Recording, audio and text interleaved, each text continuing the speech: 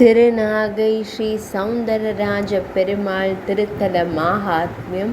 ஸ்ரீ சத்குரு கூறினார், கடந்த காலத்தில் மாதலி தேவர்களின் அதிபதியின் தேரோட்டியாக இருந்தான். அதாவது தேவேந்திரனின் தேரோட்டியாக இருந்தான். நல்லொழுக்கம் உள்ள முடி உடையவர்கள் தங்கள் மக்களுக்கு ஏற்ற கணவரை தேடிக் கொண்டிருந்தனர். தேவர்களும் கந்தர்வர்களும் கிண்ணறர்களும் அங்கும் இங்கும் நடனமாடுவதைக் கண்டார். அதை நினைத்து களைத்து போகவதி நகருக்கு சென்றார். பாம்புகளின் அரசரான வாசுகி மற்றும் அவரது மகன் சுமுகனும் கொல்லப்பட்டனர். அவர் அவரை கண்டு மிகவும் மகிழ்ச்சியடைந்தார் மற்றும் அவர் ஒரு தகுதியான வரம் என்று நினைத்தார். அப்போது அரவங்களின் அரசன் சோகமான குரலில் பேசினான். மாதலி தன்னை நெருங்குவதைக் கண்டு அவன் திகைத்தான்.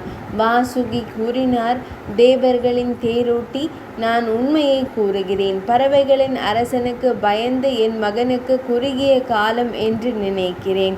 அவர் எப்போதும் என் மகனை கொல்ல விரும்புகிறார். பறவைகளின் அரசர் வலிமையானவர், ஆனால் என் மகன்கள் பலவீனமானவர்கள். ஞானிகளில் சிறந்தவரே, சிந்தித்து அதன்படி செயல்படுங்கள். ஸ்ரீ சத்குரு கூறினார். இவ்வாறு உரையாற்றிய மாதலி சொர்க்கம் திரும்பினார். மிகுந்த வருத்தத்தில் தேவேந்திரனிடம் முழு கதையையும் கூறினார்.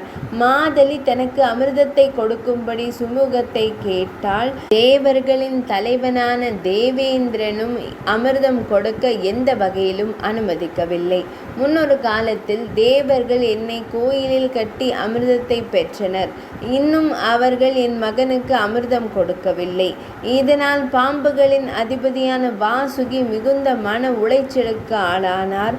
அனைத்து முயற்சிகளையும் கைவிட்டு நாரத முனிவரிடம் அடைக்கலம் புகுந்தார்.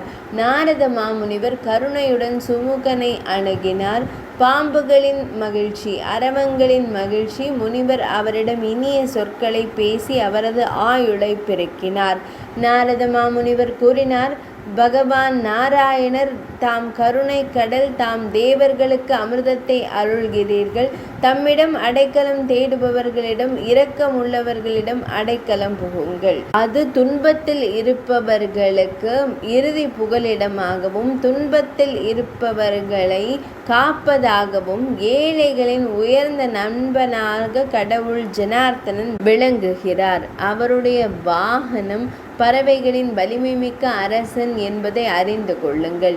ஏனெனில் ஸ்ரீ மகாவிஷ்ணு முழு பிரபஞ்சத்திற்கு ஆதரவானவர் மற்றும் வலிமை மிக்கவர்களில் சிறந்தவர்.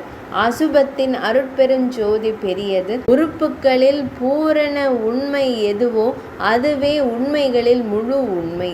நாராயணா என்று அழைக்கப்படும் உச்ச பூரண உண்மை வேதங்களில் நித்தியமாக அறியப்படுகிறது. வேறு வழியில்லை. அவனிடம் அடைக்கலம் புகுங்கள். ஸ்ரீ சத்குரு கூறினார். நாரத முனிவரால் இவ்வாறு உரைக்கப்பட்ட வாசுகியின் மகன் மிகவும் மகிழ்ச்சியடைந்தான். அவர் கிழக்கு பெருங்கடலின் கரையில் பெரும் துறவரம் செய்தார். அழகான மன்னன் சங்கம், சக்கரம் மற்றும் கதாயுதத்தையும் ஏந்தினான். பரமபுருஷரான ஸ்ரீஹரி கருட வாகனத்தில் ஏறி அந்த இடத்திற்கு திரும்பினார். அழகிய திருமுகத்துடன் பெரும் தவங்கள் செய்வதை கருடன் பார்த்தார். அப்போது பறவைகளின் தலைவன் கருணை கொண்டான். அந்த நேரத்தில் ஸ்ரீ மகாவிஷ்ணு கருடனை நோக்கி இவ்வாறு புன்னகையுடன் இனிமையாக கூறினார். கூப்பிய கைகளுடன் அடக்கமாக இருந்த அழகிய முகம் கொண்ட பாம்பை ஆறுதல் படுத்துதல். பரமபுருஷ பகவான் கூறினார், வலிமை மிக்க வைணதேயனே, வேதங்களின் ஆன்மா, பறவைகளின் இறைவன், அரவம் அவனே ஆதாரமாக இருப்பவனிடம் அடைக்கலம் புகுவாயாக. நீயே ஆதாரம், நான் ஆதாரம், கருடன் தானே ஆதாரம். அவர் இல்லாமல் எல்லா உயிர்களும் என்னை காண்பது கடினம். கருடனை வணங்கிய பிறகு என்னை காண வேண்டும். பின்னர் நான் மகிழ்ச்சி அடைந்தேன். நான் வரங்களை அளிப்பவன் என்பதில் சந்தேகமில்லை.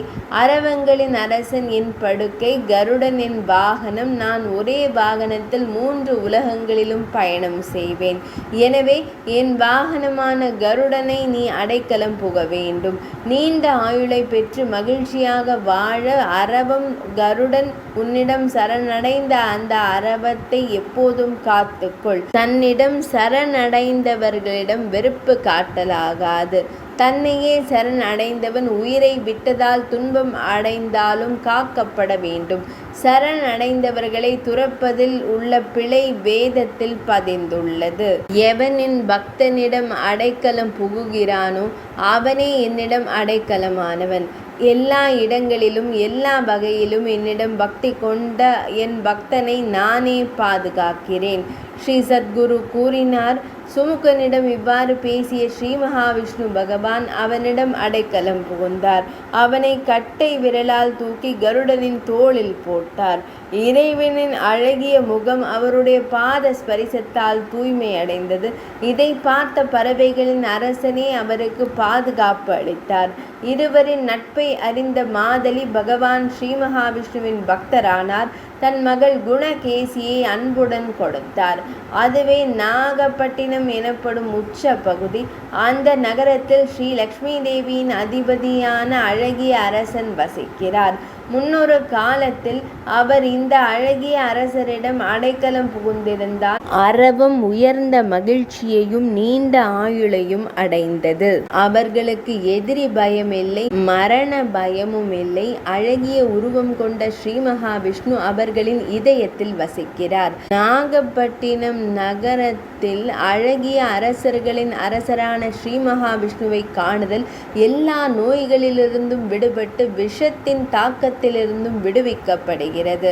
அவருடைய குடும்பத்திற்கு தகுதியான கற்புமிக்க மணப்பெண்ணையும் பெறுகிறார். நாகப்பட்டினம் திருத்தலத்தில் ஸ்ரீ மகாவிஷ்ணுவை கண்ட அவர் அழகிய முகத்துடன் பாம்பை போல் காட்சியளித்தார்.